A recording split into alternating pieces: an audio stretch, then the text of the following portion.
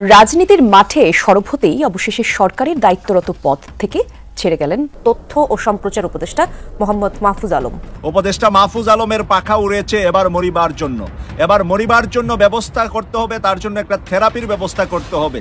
থেরাপিটা হবে কাচের বোতলের ভিতরে পানি ঢুকিয়ে ওই নাভির নিচ থেকে একেবারে পায়ের পাতা পর্যন্ত একটা থেরাপি দেওয়া। কুকুরের চাইতেও নিকৃষ্টতম কাজ এই মাহফুজ আলম করছে। মাহফুজ আলম আপনি করেছিলেন, আপনি কেন মাস্টার মাইন্ড? নাহিদ আসিফদের পেছনে আপনি মাস্টার মাইন্ড? আপনার রক্ত ঝরেছে, টিয়ার গ্যাস, গুলি, মার, জেল, কোনটা? আপনি মাস্টার মাইন্ড তো দূরের কথা, আপনি বাংলাদেশের চায়ের দোকানের যে দোকানদার রাজনীতি মধ্যে চার চেয়ে অদক্ষ একজন ব্যক্তি।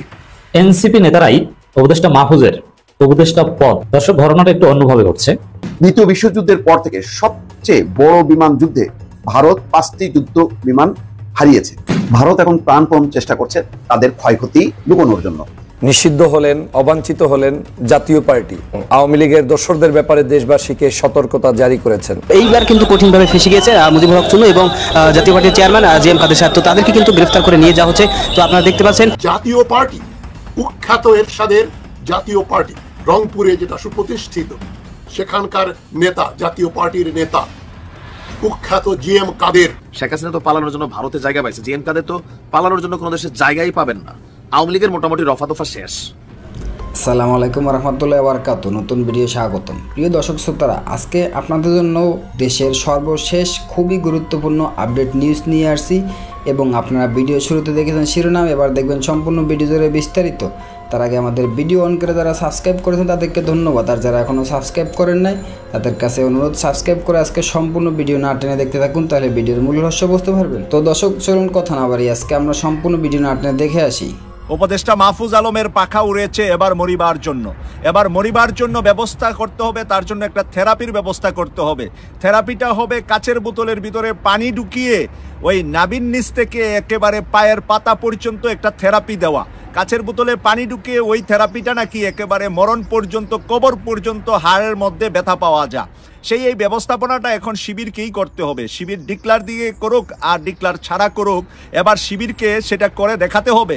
কারণ শিবির যা করেছে এবং তাকে যেই জায়গায় পৌঁছিয়েছে শিবির, এখন উল্টা শিবিরের সাথে বা জামাতের সাথে সে যে ব্যবহারটা করছে, এটা বাড়ির পালিত কুকুরও করে না। কুকুরের চাইতেও নিকৃষ্টতম কাজ এই মাহফুজ আলম করছে। এই নিকৃষ্ট প্রাণীটা কি করছে এবং তার ভেরিফাইড ফেসবুক আইডি থেকে তার লেখাটা আপনাদের সামনে আমি প্রথমে তুলে ধরবো।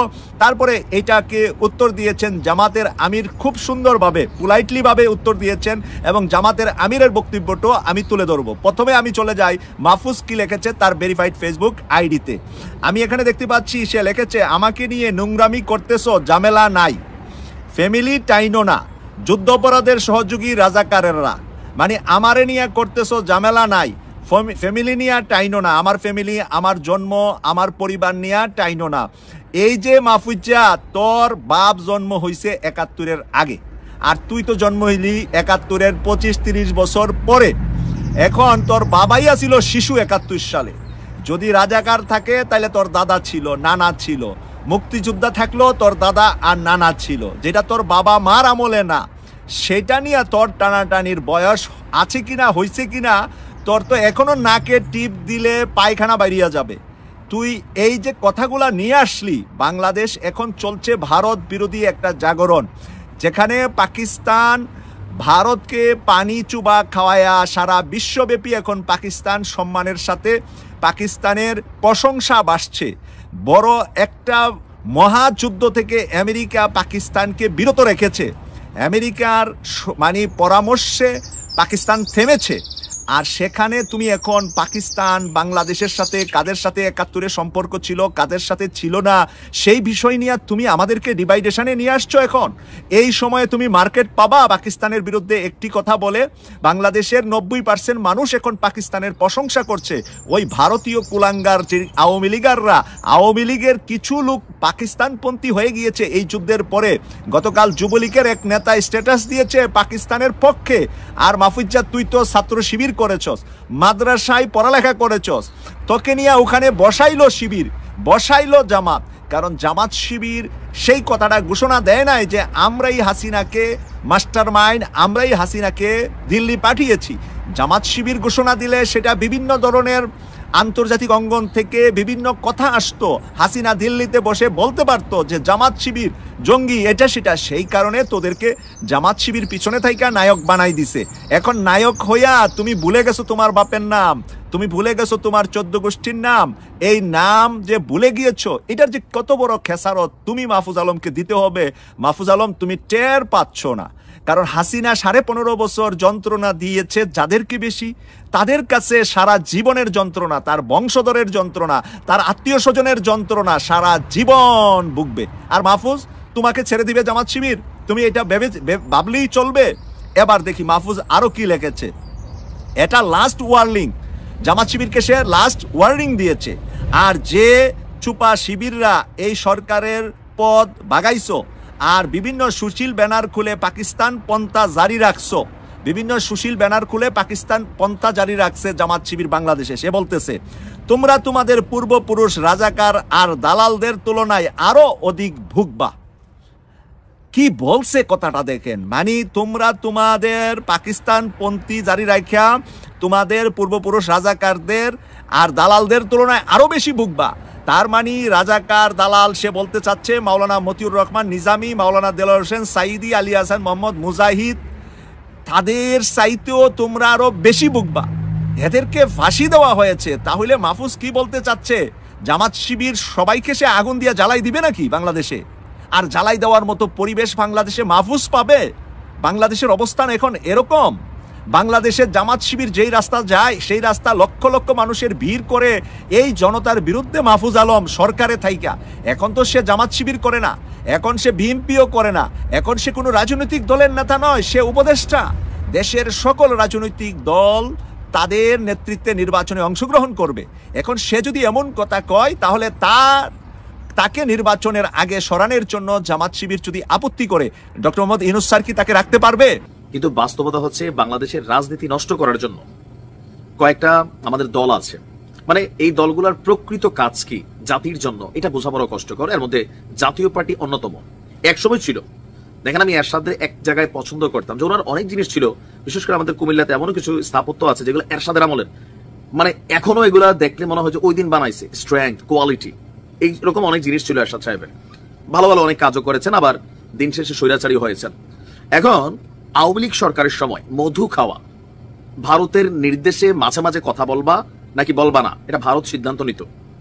আর এই বক্তব্য জিএম কাদের এসে বাংলাদেশে দিতেন, একজন সম্মানিত ব্যক্তিত্ব জিএম কাদের। তবে রাজনীতিটা, ওই যে বাংলাদেশের রাজনীতিটা এতদিন ভারতমুখী ছিল, এখন আবার পাকিস্তান পন্থীও আমরা দেখছি, মস্কো পন্থীও দেখছি, আমেরিকা পন্থীও দেখছি, এখন পন্থীর অভাব নাই। তো এই দলগুলা যারা নিজেদের জনগণের জন্য রাজনীতি না করে অন্য রাষ্ট্রের কথায় কন্ট্রোল হয়, তো দিন যখন খারাপ আসবে এমন তো হবে। শেখ হাসিনা তো পালানোর জন্য ভারতে জায়গা পাইছে, জিএম কাদের তো পালানোর জন্য কোনো দেশের জায়গাই পাবেন না। আস্তে আস্তে একটা একটা করে ধরতেছে। বৈষম্য বিরোধী ছাত্র জনতা বলেন, এই সরকার বলেন, কে বলছেন যে এখানে নাট্যমঞ্চ করে এটাকে করা হচ্ছে, যেমনি হোক হচ্ছে, তো ঘটনা ঘটতেছে। আওয়ামী লীগের মোটামুটি রফাদফা শেষ, এখন আসছে জাতীয় পার্টির উপর দিয়া। হাসনাত আব্দুল্লাহ কিন্তু নাম মেনশন করে নাই, কিন্তু একটা দল করে বারবার বলতেছিল যে এদের ব্যাপারে সরকারের সিদ্ধান্ত কি হবে। গ্রেপ্তারের জন্য অলরেডি ডাক দিয়ে ফেলছে ভিপিনুর গণ অধিকার পরিষদ থেকে, যে জিএম কাদের সহ অনেকে গ্রেপ্তার করতে হবে। আবার সম্পদ নিয়েও টানাটানির খবর আছে। আবার পারিবারিক ভাবে রওশন এরশাদের সাথে জিএম কাদের সম্পর্ক ভালো না। এরিক এরশাদ আবার কার বিরুদ্ধে যিনি মামলা করে, মানে ফ্যামিলি লিগেসি যেটা ছিল এরশাদ সাহেব, ওটা কিন্তু শেষ হয়ে গেছে, একটা চ্যাপ্টার ক্লোজড। এখন জিএম কাদের চ্যাপ্টার চলছে, তবে এই চ্যাপ্টারও শেষ করে দিতে চাচ্ছে ছাত্র জনতা। আপনার এই ঘটনার পরপর জাতীয় পার্টির একটা অবস্থান ছিল কত, কিন্তু গেল কয়েকদিন যাবৎ যে দিনগুলো আমরা দেখছি, ওনার বক্তব্যের যে পরিবর্তন দেখছি, সেখানে আওয়ামী লীগের নেতাকর্মীরা খুশি হলেও এনসিপি, বৈষম্য বিরোধী আন্দোলন, বাকি যারা আছেন উপদেষ্টারা, অনেকে সরকার জিএম কাদের বক্তব্যে কিন্তু খুশি না। তিনি এই সরকারের প্রতি অসমর্থন জানিয়েছেন এবং কি সরকারের পতন চান, তিনি বিভিন্ন ধরনের বক্তব্য দিয়ে বসছেন। তো উনি এই লাস্ট কয়েকদিনের বক্তব্যের কারণে আমার ধারণা আবারও তিনি আলোচনার মধ্যে উঠে আসছেন। জাতীয় পার্টির চেয়ারম্যান জিএম কাদের সহ দলটির শীর্ষ নেতাদের গ্রেপ্তারের দাবি তুলেছে গণ অধিকার, এনসিপি সহ বিভিন্ন রাজনৈতিক নেতারা। এ নিয়ে সমন্বয়করা আবার ফেসবুকে পোস্টও দিচ্ছেন। এর মধ্যে একজন হচ্ছে হান্নান মাসুদ, আমি আদর করে বলি কান্না মাসুদ, মানে গলার মধ্যে একটা কান্না ভাব আছে, তবে ইদানিং প্র্যাকটিস করে ভালো। ইদানিং দেখি যে একটু মোটা মোটা স্বাস্থ্যরাস্ত হয়েছে, গলা তো জোর আসছে, আওয়াজও বদলাইছে কিছুটা। দেখেন ওই কে জানি বলছিল, তুমি আসলে দেখতে অসুন্দর না, তুমি গরিব। হিরু আলমটা দেখেন, আমরা কি দেখছিলাম, কি হিরো আলম দেখি, এখন আবার হালকা গরিব হয়ে যাচ্ছে কেন জানি মনে হচ্ছে আর কি। আওয়ামী লীগের সময় ভালোই ধনী টনি ছিল, কিন্তু আওয়ামী লীগের আমলে ইন্টারন্যাশনালি খ্যাতিও পাইছিল হিরো আলম, সেটা আলাদা। তো এখন হান্নান মাসুদের প্রথম দিকের চেহারা, এখন আবার একটু গালটালে মাংস হয়েছে, কে জানি আবার লেখছে মাংস কমা মাসুদ, বিএনপির এক কি নেত্রী না কে লেখছিল, যাই হোক আলোচনা দিকে না। তো মাসুদ পোস্ট দিয়েছে, হে ইন্টারিম, হে অন্তর্বর্তী সরকার, জেএম কাদেরের ব্যাপারে আপনাদের সিদ্ধান্ত কি? পরে আবার ছাত্র জনতার প্রতিরোধকে মব বলতে যাইয়েন না। কি বুঝাইলো? যে কোনো সময় গণদোলাই। ইশারাটা কিন্তু এরকমই, হয়তো হান্নান এটা বলে নাই, অনেকে আবার কলিকাতা বিদ্যালয় বাংলাদেশে এটা হয় না, যে ধরেন এটা আমাদের গ্রাম অঞ্চলে কুমিল্লার ভাষায় একটা এরকম আছে, সিগুলি কয় আর কি, কলিকাতা বোঝে। এখন মাসুদ বুঝাইছে যে ছাত্র জনতার প্রতিরোধকে আবার মব বলতে যাইয়েন না, আবার এই বক্তব্যের সুযোগ নিয়ে মানে যে কোনো সময় ওনার একটা মাইট ধরেও করে ফেলা হইতে পারে, অসম্মান হয়ে যেতে পারে, সব সম্ভব এখন, any time anything could be happened. So GM কাদেরের জন্য এই মুহূর্তে একটা রেড সিগন্যাল চলতেছে। আমি জিএম কাদেরের প্রতি আমার জায়গাটা যেদিন থেকে আমি ওনার সমালোচনা সবচেয়ে বেশি শুরু করছি, নির্বাচনের আগে ভারত থেকে আইসা ওনার সাংবাদিকরা জিজ্ঞেস কি আলোচনা হলো, বিজেপি আপনাদেরকে কেন ডাকলো, বলছে এটা বলা যাবে না, এটা বিজেপির নিষেধ আছে, বা কি জানি ওনাদের সাথে জিজ্ঞেস করে বলতো, কেন ভাই ভারতের টাকা রাজনীতি করছেন, ভারতের টাকা খাইছেন নাকি আপনাদের সাপোর্টার ভারত? এই উচিত কথাগুলো অনেকেরই হয়তো গায়ে লাগবে, বাট ওই যে কৃতকর্মের জবাব তো দিতে হবে। লাস্ট কয়েকদিন ধরে আবার বক্তব্যে অনেক টিউন চেঞ্জ হয়ে গেছে, তো এগুলা এখন ওনার উপরে ঘুরে আসতেছে। তবে আমরা মনে করি দেশে আইন আছে, তিনি অপরাধী হয়ে থাকলে তার বিরুদ্ধে আইনি পদক্ষেপ নেওয়া উচিত। কারণ মব জাস্টিস এই কালচার আজকে যে বীজ তৈরি হচ্ছে, আগামী দিন এটা গাছ হবে, এটা থেকে ফল পড়বে। এই ফল 10 বছর পরেও পড়তে পারে, 20 বছর, কিন্তু তখন আমরা একই কথা বলে যাবো যে ভাই এগুলো করো না, ভালো না। ভারত এখন প্রাণপণ চেষ্টা করছে তাদের ক্ষয়ক্ষতি লুকানোর জন্য। বিশেষ করে তাদের যুদ্ধ বিমান কয়টা ক্ষতিগ্রস্ত হয়েছে এ পর্যন্ত তারা মুখ খোলেনি, একটির ব্যাপারেও বলেনি যে হ্যাঁ পাকিস্তানের গোলার আঘাতে তাদের বা ক্ষেপণাস্ত্রের আঘাতে তাদের বিমান ধ্বংস হয়েছে। কিন্তু আন্তর্জাতিক মিডিয়াগুলো রীতিমতো সেই বিধ্বস্ত যুদ্ধ বিমানের অংশবিশেষ প্রকাশ করছে, তারপরও তারা মুখ দিয়ে স্বীকার করছে না। এই ব্যাপারে যখন প্রশ্ন করা হয়েছে তখন তারা টেকনিক্যালি উত্তর দিচ্ছে। ভারতীয় বিমান বাহিনী বলছে যে ক্ষয়ক্ষতি যুদ্ধের অংশ, কিন্তু সব পাইলট বাড়িতে ফিরেছেন। দর্শক বুঝতেই পারছেন, যখন নাকি আঘাত করে তখন সেখানে প্যারাশুট দিয়ে মানে পাইলটটা নেমে পড়ে, এটাই হচ্ছে নিয়ম। এবং পাকিস্তান খুব জোরের সঙ্গে দাবি করছে যে ভারতীয় কোনো যুদ্ধ বিমানকে নিয়ন্ত্রণ রেখা অতিক্রম করে পাকিস্তানের ভিতরে তারা ঢুকতে দেয়নি, ওই নিয়ন্ত্রণ রেখার উপরেই তারা বিমানগুলোকে আঘাত করেছে। মোট কথা চীনা যুদ্ধ বিমান দিয়ে সেই ক্ষেপণাস্ত্র দিয়ে আঘাত করেছে এবং 5টি ভূপাতিত হয়েছে কমপক্ষে। তারা বলছে যে আমরা 10টা ভূপাতিত করতে পারতাম, কিন্তু মানে ব্যাপক ক্ষয়ক্ষতি এড়ানো এবং সংযম প্রদর্শনের জন্য আমরা সেটি করিনি। দ্বিতীয় বিশ্বযুদ্ধের পর থেকে সবচেয়ে বড় বিমান যুদ্ধে ভারত 5টি যুদ্ধ বিমান হারিয়েছে। দ্বিতীয় বিশ্বযুদ্ধের পর এই পর্যন্ত একযোগে 5টা যুদ্ধ বিমান হারিয়েছে এমন রেকর্ড নেই, এই প্রথম তারা এত বড় ক্ষতির সম্মুখীন হলো। পাকিস্তানের এমন দাবির মুখে ভারতের বিমান বাহিনী বলেছে ক্ষয়ক্ষতি যুদ্ধেরই অংশ, তারপর বলছে না যে হ্যাঁ আমাদের 5টা বিমান ধ্বংস হয়েছে। রোববার নয়াদিল্লিতে এক সংবাদ সম্মেলনে তারা ক্ষয়ক্ষতির শিকার হয়েছে কিনা এমন প্রশ্নে ভারতীয় বিমান বাহিনীর এয়ার মার্শাল একে ভারতী ওই কথা জানান। অর্থাৎ ভারতীয় বিমান বাহিনীর এয়ার মার্শাল একে ভারতী জানাচ্ছেন যে আমরা একটি যুদ্ধ পরিস্থিতিতে আছি আর ক্ষয়ক্ষতি যুদ্ধেরই অংশ। পরোক্ষভাবে ক্ষয়ক্ষতির কথা স্বীকার করলেও তিনি জানান পাকিস্তানের সঙ্গে লড়াইয়ের পর সব পাইলট বাড়িতে ফিরে এসছে, তবে আর বিস্তারিত কিছু জানাননি তিনি। বুধবার পাকিস্তানের সামরিক বাহিনীর মুখপাত্র রয়টার্সকে জানিয়েছেন তাদের পাইলটরা ভারতের 5টি যুদ্ধ বিমান ভূপাতিত করেছে। এসব যুদ্ধ বিমানের মধ্যে 3টি ফ্রান্সের সরবরাহ করা রাফাল এবং অপর 2টি রাশিয়ার তৈরি Su-30 এবং MiG-29। কিন্তু পাকিস্তানের এই দাবি নিশ্চিত করেনি ভারত। কিন্তু বুধবারই ভারত শাসিত জম্মু এবং কাশ্মীরের 4 জন সরকারি কর্মকর্তা পরিচয় প্রকাশ না করার সত্ত্বে রয়টার্সকে জানান তাদের অঞ্চলে 3টি যুদ্ধ বিমান বিধ্বস্ত হয়েছে, সেগুলো ধ্বংসাবশেষ পৃথক 3টি এলাকায় ছড়িয়ে পড়ে আছে। সীমান্তের অপর পাশে পাকিস্তানে এবং পাকিস্তান শাসিত কাশ্মীরে সন্ত্রাসীদের 9টি অবকাঠামোতে তারা হামলা চালিয়েছে। ভারত এই কথা জানানোর কয়েক ঘন্টা পর কাশ্মীরের ওই কর্মকর্তা এই কথা জানিয়েছেন। অর্থাৎ 9টা তারা হামলা করেছে, কিন্তু তার বিপরীতে তাদের যে কি ক্ষয়ক্ষতি হয়েছে বিশেষ করে যুদ্ধ বিমান সেটা তারা এখনো প্রকাশ করা হচ্ছে না। বলা হচ্ছে এই যুদ্ধ বিমানগুলোর কমপক্ষে $1 বিলিয়ন উপরে এর মূল্য।